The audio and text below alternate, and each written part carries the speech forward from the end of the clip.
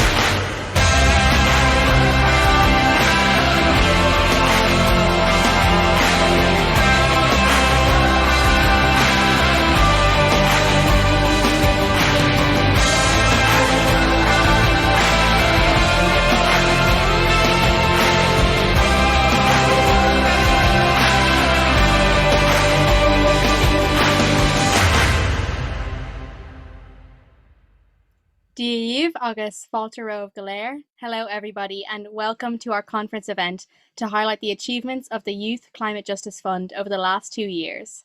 I'm Sophia Kyo, I'm 17 and I'm part of Eco UNESCO. And I'm David Giles, I'm 21 years old, I'm involved with Spunnout.ie. We're delighted to be your host for this evening. Thanks to all of you for logging on for this evening's events. We have guests joining from far and wide, so we really hope that you enjoy the show. This evening, we are celebrating the impact of the Youth Climate Justice Fund, which is an initiative of the Department of Children, Equality, Disability, Integration and Youth. We're going to hear from lots of young people who have been participating in a series of roundtables in the run-up to today's event about what they see as being important about the fund currently and how they would like to shape its future. So, to start us off, I'm really happy to introduce to you a video that was created to give you a small flavour as to what the Youth Climate Justice Fund is about and what it has achieved so far. And just in case the voices sound familiar to you, Sophia and I were delighted to get the opportunity to narrate this video. The Department of Children, Equality, Disability, Integration and Youth created the Youth Climate Justice Fund to support youth-led action on an issue that young people have brought to the top of the global policy agenda. The need to urgently address climate change in a way that is fair and equitable. The fund helps raise climate justice awareness among young people and empowers them to influence and sustain local, regional and national change. Since the launch of the fund in 2020, young people, youth workers and volunteers have collaborated on a huge range of initiatives.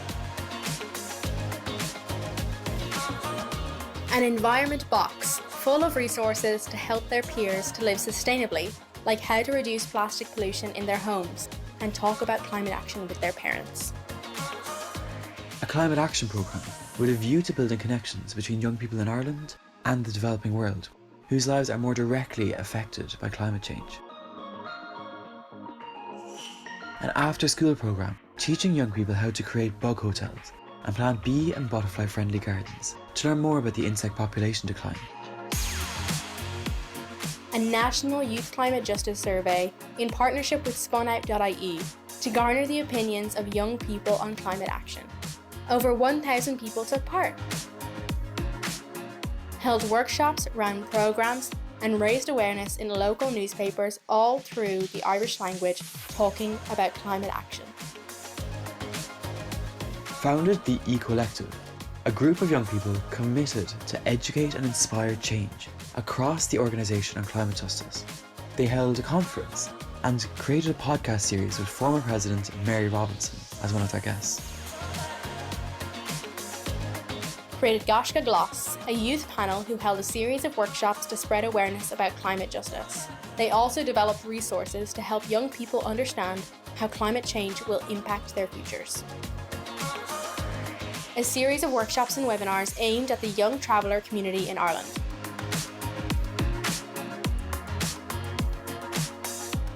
Developed a climate justice global hackathon for young people to brainstorm ideas to mobilise on the issue.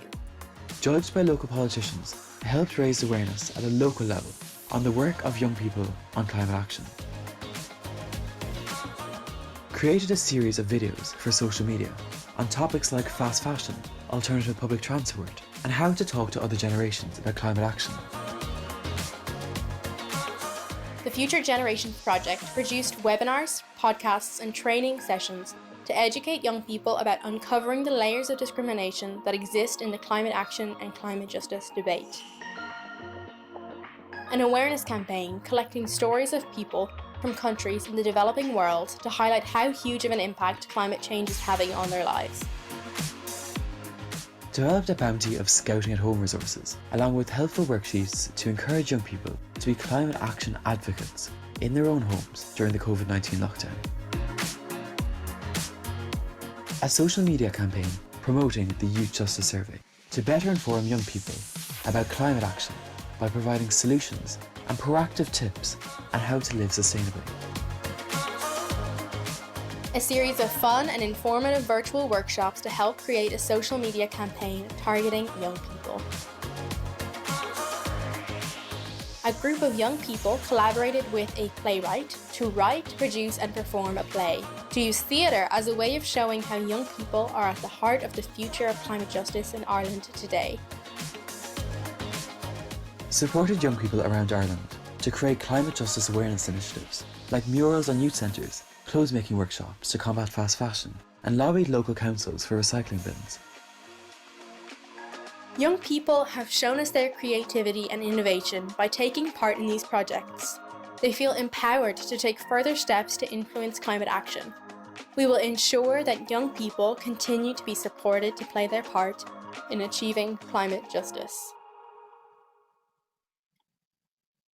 That was great. It was fantastic to see so many youth-led initiatives happening across the country. It's interesting to see how big a change you can make with small actions. And that was just a small taste of the work that was carried out, so well done to all of the young people and organisations who were involved.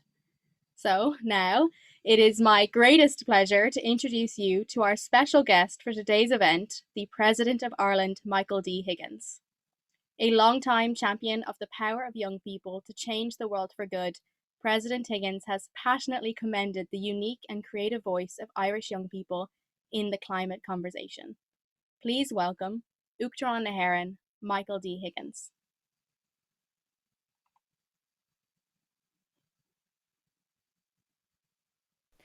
Accordia, may I send my best wishes to all the young people, youth workers and volunteers who are taking part in today's climate justice event, celebrating as it does the achievements of those young people who have demonstrated such fantastic innovation in their use of a Youth Climate Justice Fund.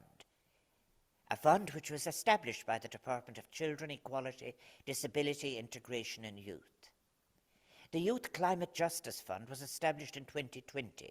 It followed on from the increased United Nations focus on youth engagement as part of the global response to climate change. The fund supports youth-led action on climate justice at community, regional and national level. The fund aims to foster, enable and empower young voices in an ongoing conversation on climate justice. This is an important ambition of our National Climate Action Plan, which seeks to enhance citizen and community engagement to support climate action activities across the country. Since the launch of the Youth Climate Justice Fund in March 2020, young people, youth workers and volunteers have innovated and collaborated to advance a range of initiatives within a number of areas, from network building and communications to research, awareness raising, engagement with policymakers, and the introduction of practical climate justice changes within their communities. This year's funding, which totals almost €500,000, is intended to support the further development of initiatives in the area of youth engagement in climate justice. The issue of climate change and responding to it is a core theme of my presidency. I described it at national and international fora as the most pressing existentialist crisis that our vulnerable planet and its global citizens face. Throughout the world, young people and the youth sector have been at the vanguard of efforts to tackle climate change.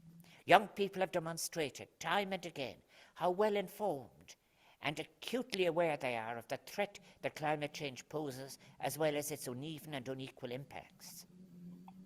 In 2019, Ireland became the second country in the world to declare a climate and biodiversity emergency, recognising the critical nature and scale of the challenge facing us all. Now, we, each of us, are urged to play our part in taking climate action, decarbonising our society and economy so that we may inhabit a sustainable world, one that sustains the planet and the human spirit. Climate change is at once a global problem, a national problem, and a local problem, and our response to its mitigation must be multifaceted, emerging from all of these levels, across all sectors of society, including all age groups. The window of opportunity to act on climate change is closing worryingly fast, as the latest United Nations IPCC report informs us starkly. Climate change is widespread, rapid and intensifying, and major climate changes are now inevitable and irreversible. We as humans must take responsibility now for our role in this crisis, a crisis in which the origins can be traced back to the onset of the Anthropocene era at the start of the Industrial Revolution in the 1780s, when an insatiable and restricted consumption of the Earth's finite natural resources intensified. Human actions created the climate crisis, and from amongst the most powerful, human actions can make the changes necessary, with the most powerful acknowledging their role. Our basic human morality suggests that it is indefensible that another 100 million people be doomed to extreme poverty by 2030 should we fail to honour the commitment to tackle climate change as expressed through the United Nations 2030 Agenda and Sustainable Development Goals, as well as the Paris Agreement. And the consensus, limited as it is, agreed at COP26 in Glasgow earlier this month. The need for collective action addressing the climate crisis becomes more evident every month.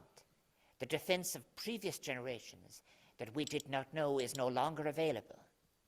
That is why the work you are doing, raising climate justice awareness amongst young people, educating youth groups and clubs on climate justice, empowering young people to influence, effect and sustain local, regional and national climate change policy, network building and creating dialogue with people outside of the youth sector, as well as delivering practical climate justice initiatives by young people in their communities, including supports to facilitate the participation of young people with fewer opportunities. This work is so vital and inspiring, a model of active citizenship and participative democracy. May I say that your work is even more impressive in the context of the ongoing public health emergency.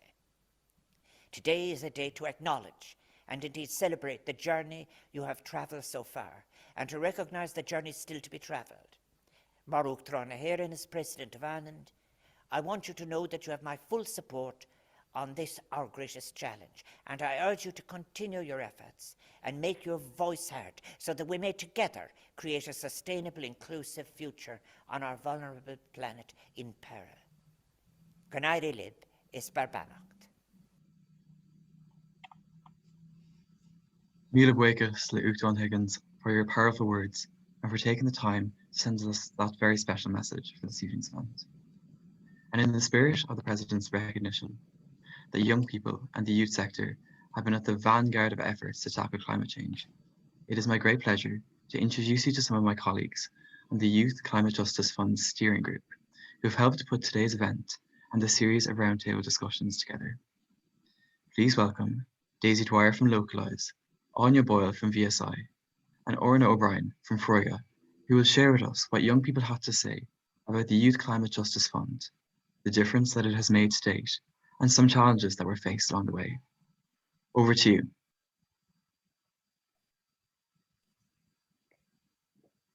Thanks, David. My name is Daisy, and along with Anya and Orna, we're going to present some of the very rich and detailed feedback that young people have given on their experience of the Youth Climate Justice Fund initiatives. But first, it's important to explain the process that we have taken to get to this point. When the planning started for this event back in September, the department felt it was really important to bring together a steering committee made up of young people from all the organisations that have been supported by the Youth Climate Justice Fund to help guide the planning and consultation for the event. So the call went out and 10 young people came together to form the steering committee. We first met in October. I can't believe it's only 6 weeks ago. In our meetings, we gave our input on the development of the Youth Climate Justice Fund branding and video, the format of the event, but really importantly, we discussed how young people should be consulted about the Youth Climate Justice Fund's achievements to date. We agreed as a steering committee that it was important for young people's voices to be heard throughout this process, and so the roundtables were born.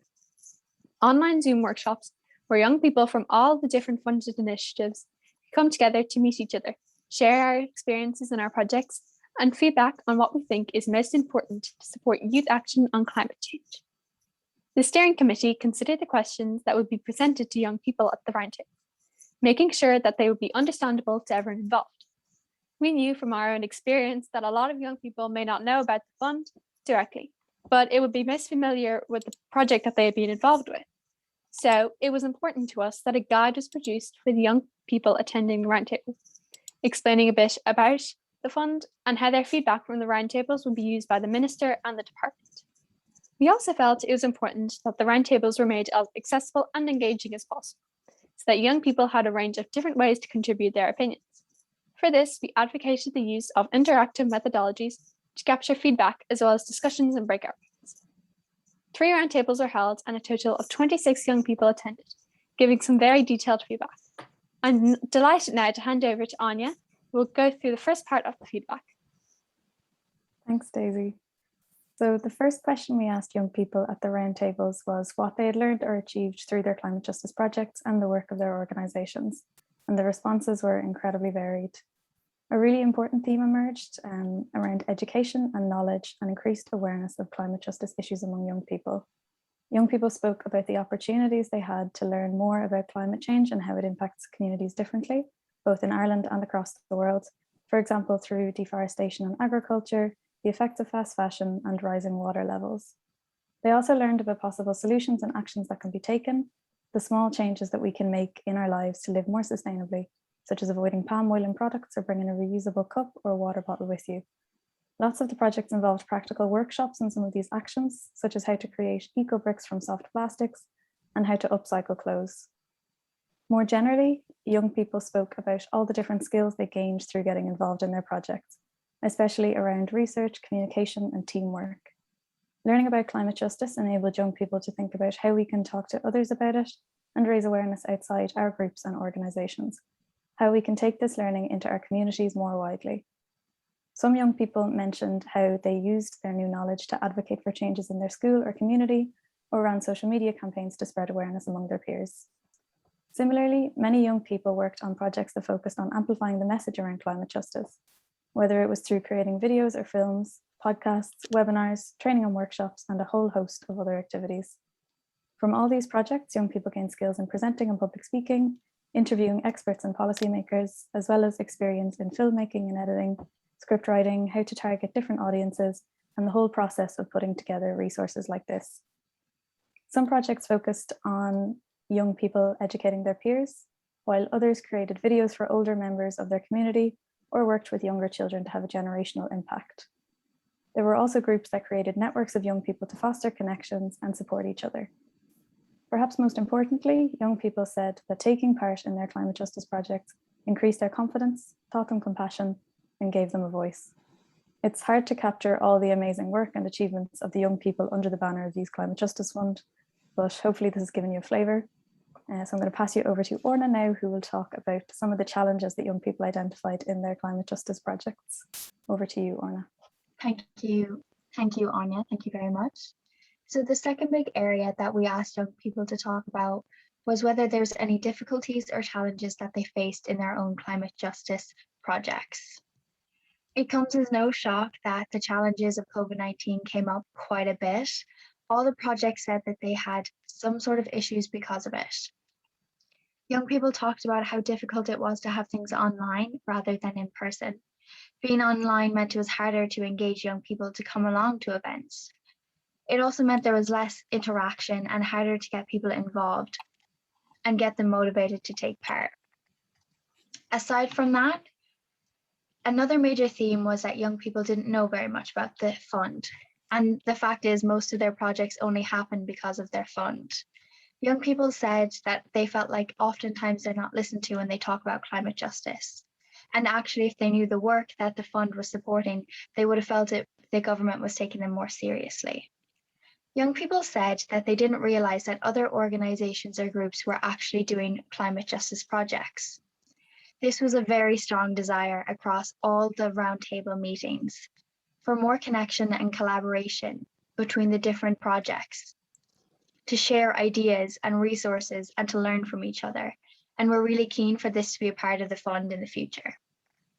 In terms of the fund itself and the 7 goals, young people felt that it could be more friendly towards young people and how it's worded and more accessible. Additionally, young people want their projects to be long-lasting and impactful. So they expressed that they would really like the timing for the fund to be extended to give them more time to complete their projects and achieve everything they want to achieve. Perhaps unsurprisingly, another issue raised by young people was how easy it is to be overwhelmed and disarmed when talking about climate justice. A lot of young people express that they suffer from climate anxiety, and this affects their mental health. They're worried that focusing on small actions in everyday life won't tackle the huge problem that is climate justice, especially if they feel there's an unwillingness for change within the public, within big businesses, and within the government. Some young people were not sure about getting involved in the beginning because they felt they didn't know enough. But as we pointed out, it is important to recognize that you don't need to be an expert or have all the information in order to get involved and play your part. It's also so important to ensure that the projects are supporting young people and empowering them to realize their own potential and all the practical things that they can do, all while creating a ripple effect. Other notes that were taken were there's some very practical things that are no less important. For example, the lack of resources in Irish and the fact that there are some words that don't even exist in Irish. Inclusion is really important to young people, and we need to make sure that every young person has the chance to participate in the climate justice initiatives supported by the fund. As you can see, young people have a lot to say about the fund, and we've only barely scratched the surface. Thank you all so much for listening, and I'm going to hand you back to Sophia. Thanks, Orna. So a big thank you to Anya, Daisy, and Orna for that report. Some very interesting points there. And I'm going to take this opportunity to thank all of the young people who participated in the roundtable discussions. Now, I'd like to introduce you all to the Minister for Children, Equality, Disability, Integration and Youth, Roderick O'Gorman Choctadola, who is joining us live this evening. I know the Minister is extremely passionate about climate justice and the role that young people have to play in keeping it at the top of the political agenda. Please give a warm welcome to Minister Roderick O'Gorman. Thanks very much, Sophia. Really appreciate that very kind introduction, and thanks to Daisy, Anya, and Orna for your contributions and discussing, I suppose, what this project and the overall ability to access the support through the Climate Justice Fund has meant to you over the last year. I'm really delighted to have been invited here today to speak at this celebration of the achievements of both the young people and the youth organisations who've delivered projects under the Youth Climate Justice Fund, and in particular to hear directly from young people like yourselves about how we can continue to support you in this area. And I think your the views you reflected there in terms of how the fund would operate in the future, I think is really valuable feedback for myself and for officials in my department who are present at this event tonight to hear. And I really want to acknowledge and warmly welcome those of you in the audience who've been working in the area of climate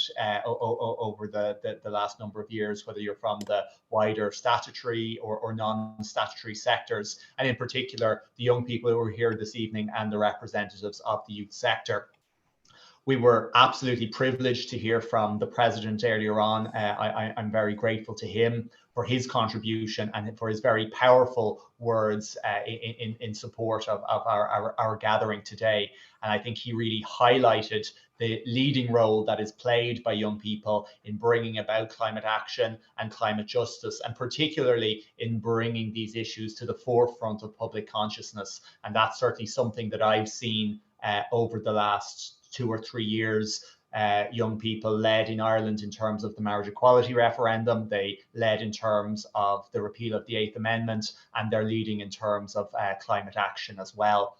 And I believe Ireland is lucky in the terms of being a world leader in our policies and our structures for including the voice of young people in decision making on issues that affect them. And young people across the Comhairle na nÓg network, the youth councils all over the country, they identified climate change as a number one concern for them in 2019. And this was in addition to young people across a range of youth organisations who'd made known their own anxieties about the urgency of the climate crisis and their desire to really, I suppose, influence meaningful change in this area. And the Youth Climate Justice Fund was a response to this. And it was designed and it has set out to empower young people to take action in the areas that you told us was of vital importance to you. And that empowerment has taken many forms, and that's demonstrated in the range of the projects that have been discussed here today. It's been about raising awareness among young people about what climate justice is and what it looks like, both here in Ireland, but also internationally and globally as well. It's about building and sharing knowledge about the unequal impacts of climate change. It's about gathering the views of young people on how we can take climate action that in a way that's inclusive, that's fair, and that's sustainable. And it's also about building connections with young people from different communities, including with young people from parts of the world that are more vulnerable to the long-term and the devastating impacts of climate change. And it's also been about fostering leadership, communication, and civic skills to allow young people to continue to directly influence and shape public discourse and policy on climate action. And I really think that leadership element is so important, and that the young people of today, as they grow up, have a real opportunity to shape policy in their own work, but in the course of the wider society as well. And a key element of the fund is to promote youth-led initiatives. And this youth-centered element was evident really from the very earliest stages of the development of the fund, when young people involved in both Comhairle na nÓg, but also in the EU Youth Dialogue Young Voices programme. They shared their views on what the goals of the fund should be, and kind of their opinions of what would make a good climate justice project. And we saw earlier a range of the types of projects that have been undertaken all over the country, listed from, the creation of murals to lobbying local authorities to improve their recycling facilities, to really kind of innovative plays and spoken word pieces. The range of local projects that have been supported by this fund are really vast. I think, again, it speaks to the creativity and the innovation of young people in terms of getting out the message about the importance of tackling climate change and how we can do so in a just manner. I really want to thank the young people who fed into the initial design of the fund, but also to the youth organisations who did likewise. And listening to the feedback from the youth panel, it's clear that the fund has enabled many young people not only to make a very worthwhile contribution to climate justice, but also to achieve another goal, and that is achieving personal development in a number of really important areas as well. And as a minister in a department whose vision is for a fair, inclusive and equal society where rights are respected and where everyone is given the scope to reach their full potential, it's particularly welcome for me to hear about the opportunities young people have had to deliver and develop their own potential through working on these projects, while contributing to that shared effort to protect rights and potential of all young people, both here in Ireland, but also across the world, but also look at that intergenerational element as well, because the work that you're doing in terms of bringing out, promoting information on climate action, that benefits future generations as well, generations that will bear a greater burden if our generations fail to act. And key to all of this is, of course, listening to young people, and particularly in terms of the future development of this fund, and to ensure that it continues to be impactful and that it is in line with what young people tell us they need from opportunities such as this. So look, I'd just like to conclude by congratulating all the young people involved in these projects, congratulate them for their huge commitment to making a difference, and to the global solidarity that they have demonstrated, especially during the last very difficult 18 months. And I think the one thing that COVID has shown us is that element of global interdependence. And that's why it's so important that that we have this need for you as young leaders to equip yourselves with the knowledge, with the capabilities and with the networks to help drive and secure our shared future. So again, really privileged to have been speaking at this event today. Really proud that my department has been able to support these activities. Look forward to continuing to do so in the future. And I'll hand back over to David now. Thanks very much. Thanks so much, Mr. Gorman. It's great to hear about your passion for climate justice and for developing youth potential, and to know that we have a strong advocate for you. A strong advocate in you. Next up, we have Caoimhe Martin from Gaisce, who's going to tell us what the young people at the roundtables had to say about how they would like to shape the future of the Youth Climate Justice Fund. Over to you, Caoimhe. Thank you so much, David. My name's Caoimhe, and I'm so glad to be here to give you a summary of the young people's reflections and recommendations about the future of the Youth Climate Justice Fund. Daisy, Anya and Orna did a great job in presenting a snapshot of all the feedback given by young people about what the fund has enabled to happen up until now. But what did young people have to say about what comes next? You won't be surprised to hear that they had a lot of opinions about this too.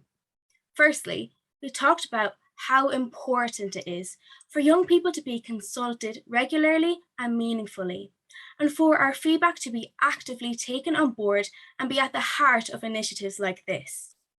That means we want to be able to see how our feedback is used and for there to be accountability and transparency in the way that the fund is operated. We also want the department to take responsibility and communicate the voice of young people on this issue because it is so important to us. We also think it's important for the funding to be extended and made more available, especially after COVID. Running events and activities in person needs more resources than online, and that should be recognised. How the funding is administered in terms of length and duration is key. We want to be able to make a deep and lasting impact, and for that to happen, our projects needs to be supported in a more sustained way. There could also be additional funding to support us taking practical action. As mentioned earlier, a really big theme that emerged was the need for more networking events and connections between organisations so that we can meet like-minded young people, share ideas, and go beyond our own context. These should take place across the cycle of the fund, not just the end. These would help create a more inclusive approach and enable young people across all of Ireland to get involved.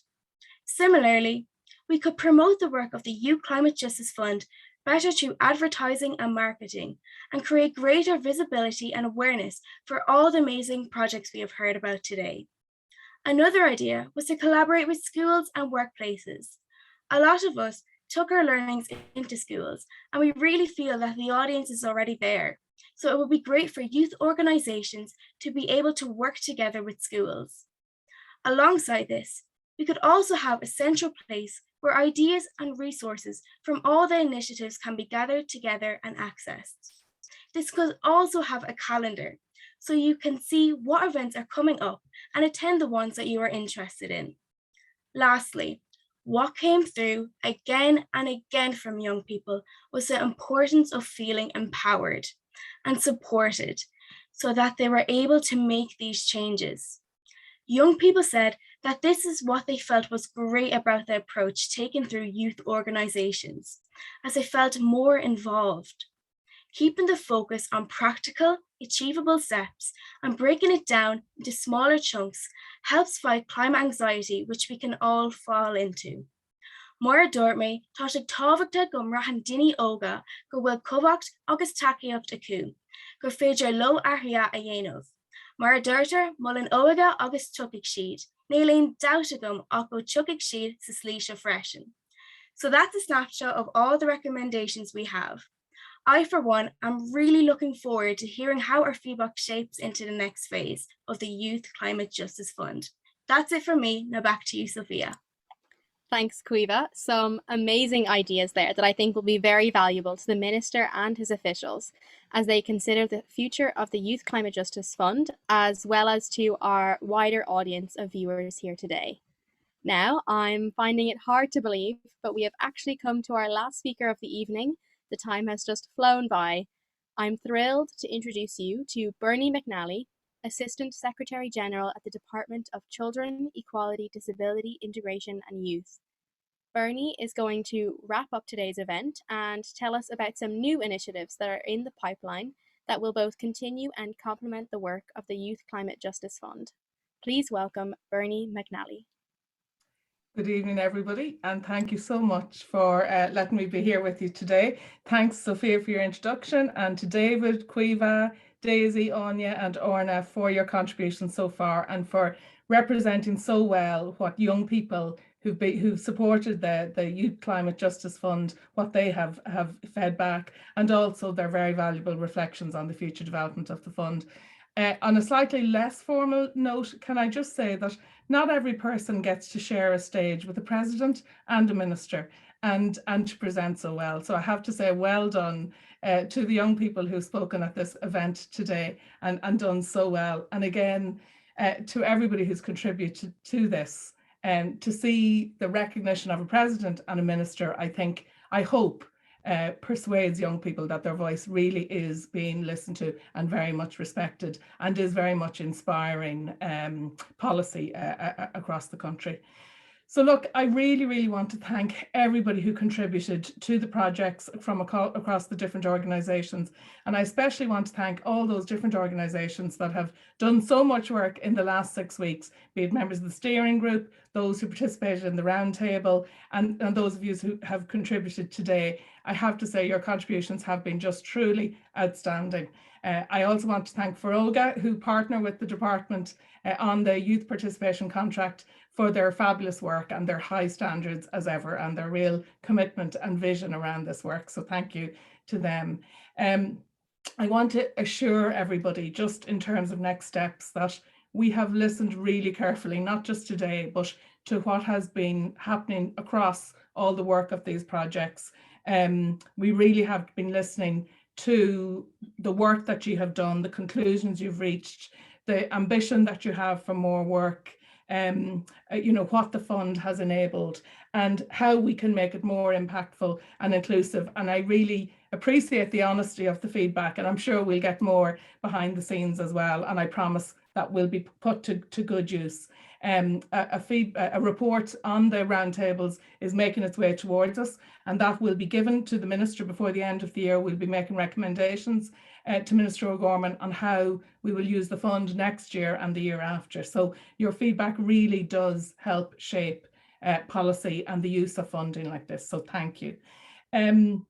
I want to respond to a couple of the issues, the themes that have arisen in your feedback. And I suppose I just want to first mention that fear that Orna mentioned in her feedback about anxiety, climate anxiety, and young people worrying that enough is not being done, and, you know, are they doing enough? And, you know, I can just say from my own personal perspective that I think there is a massive multiplier effect to the work that you do. So I think if everybody can consider the waves, the ripples, as Orna mentioned, and how that impacts on your friends, your family, your extended friendship, your local community, and then to policymakers, events like this, ministers that are listening, presidents that have contributed, I think there can be a huge multiplier for just the smallest of tasks that you do. And when I look at some of these projects and how they can evolve into bigger things, I am very optimistic about where we are going as a country with the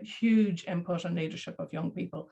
I want to also respond to one of the issues you've raised about, you know, really wanting to know that what the issues that you've raised are being fed through to the right people and are going to influence policy. And we all know that the Department of the Environment, Climate and Communications is central to this work in Ireland.